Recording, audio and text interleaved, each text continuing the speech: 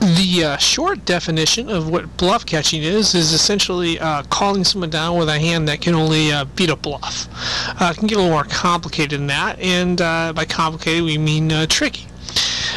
Take, for example, how your opponent plays. Do they have a polarized range, or are they merged?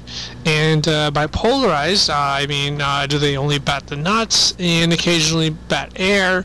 And what type of balance they have there? And the other end of the spectrum, we have merge, where they could bet anything. By anything, we mean bottom pair, top pair, ace high, queen high, stuff like that. So what we're going to do is we're going to look at two examples of bluff catching. The first one will be pretty straightforward. Our hand is queen jack of hearts, and our opponent, well, we don't know what they have. Okay, we've got two stacks here, and each stack is approximately 200, or that's what we use for this example. So each stack is 200. Now there's 25 in the pot, and the flop comes out 9, 10, 8, 2 hearts. We have the nut straight, and we have a flush redraw. So we have a pretty good hand. We decide to bat out 25. Our opponent calls. That makes the pot 75. We got 175 behind. Well, the turn card is a 4 of hearts. That's a pretty good card for us. It gives us a flush. Our hand's actually improved. We just decide to bet out 25, and our opponent calls. Okay, now the pot's 125, and we've got approximately 150 behind. Well, we get to the river, and it brings a king of hearts. Now, we don't have the best possible hand. We might not have had the best possible hand at turn, but we definitely don't have the best possible hand, but we might have the best possible hand depending on what our opponent holds. Well, we decide to check, and our opponent does the thing we don't want them to do, and they move all in and puts their chips there, so that's 150 in the pot. Now we're faced with a conundrum, or a difficult decision, and that is that we risk 150 to win 275, and our hand that was really good on the flop and pretty good on the turn has essentially turned into a bluff catcher. And what we mean by bluff catcher is we can only beat a bluff. Now the question we're all asking is, does our opponent have ace X or ace something with the ace of hearts? Well, one way we can look at it is figure out what our opponent's river bet range is, and by doing that we'd have to know what their pre-flop range is, what their tendencies and betting patterns are, which we haven't really given out here. Let's say the river betting range consists of these ace hands. Well, we're in trouble in that case. And then again, we're going back to asking the question, is this player polarized, or is this player betting a merged range? And then the next question we'd ask is, how deeply polarized is the player? Is the player imbalanced when they make certain reads in situations like that? And then if they're merged, okay, they might actually bet a smaller flush, or two pair, or a straight, or something like that. So those are some questions we have to ponder or debate in determining whether or not to call.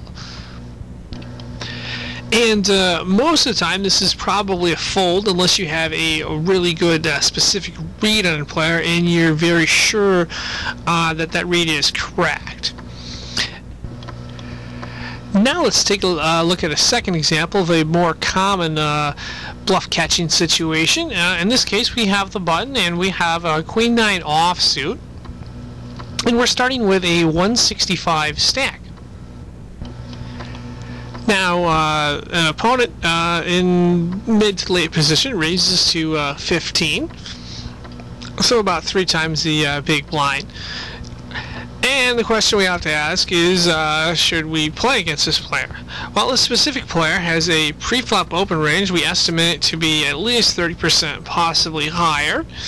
And 30% is quite a few hands, so you have potential to win the pot, or potential to steal the pot later on. And Queen 9 offsuit isn't the best or strongest in hand, but neither is our opponent's range here. And this opponent is a thinking player, so this hand could be somewhat tricky. which means that player is not straightforward in how they play. Some of the stuff may be straightforward, but other parts are tricky. So we elect to call 15, and the flop comes out King 9-3. We have middle pair, which might be good against a decent amount of this player's range. And our player checks. Well, we decide to check behind. Maybe not the best move. Turn card brings an ace. That is the one card we did not want to see. Now our opponent could be a thinking player, which means that might be a card our opponent would bet. So our opponent bets 25. We decide to call, figuring that they might check back some weaker hands, and we could also improve. Let's say they did have an ace, and see how the river goes. So we call. We've got 125 behind, and there is 80 in the pot. Now the river is a 7. That probably didn't improve any hands that bet the turn. And our opponent thinks for quite a while, maybe about 30 seconds to a minute, and decides to bet 50, which is a pretty strong bet given that previous action. Now we're faced with a dilemma here. We have to call 50, and we don't have a very good hand. Essentially, we have a bluff catcher. Now the real question is this player polarized, or is this player betting a merged range? Now we're essentially risking the 50 to win 130, so we need to be right about just less than 1/3 of the time. But we want to be right more than that, because we're not going to make any money. We're just inducing negative volatility there. So the question is, should we call here? Well, we need to do some analysis, and the analysis is, okay, we think this player is polarized. Now, a polarized player bets the nuts and they bet air.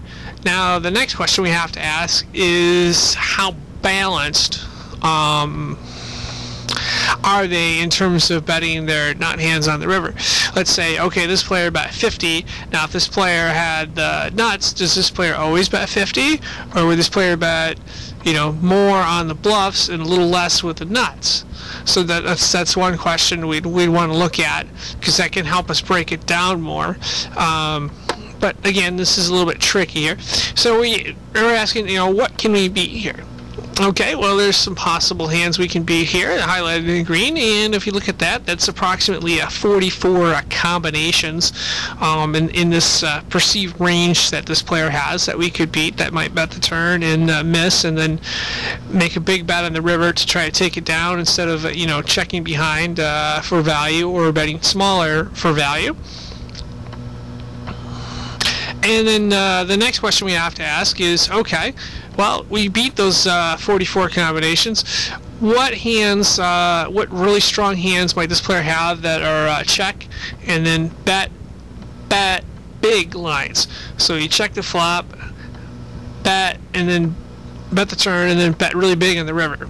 Well, here's some possibilities. There's pocket kings, which is top set. That hand could check. Middle set nines could check. Possibly some aces could check and then bet the turn and bet the river, because they supposedly caught us by surprise.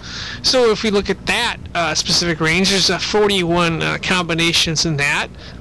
Well, if you remember earlier, we beat 44 combinations that might fire on the river, and we only lose to 41. And the next question we have to ask is, does this player, always bet when they miss, or sometimes, so that balance isn't quite out, but we're around 50-50, maybe slightly better than 50-50 based on our analysis here. One thing to keep in mind with analysis is, if you see this trash can here, and this piece of paper here, it says garbage in, garbage out. If your analysis is trash or bad, then you can just throw all the stuff out the window. So, okay, well, after thinking over, we decide that, okay, if we're right about 50% of the time, that's probably worthwhile to make a call here.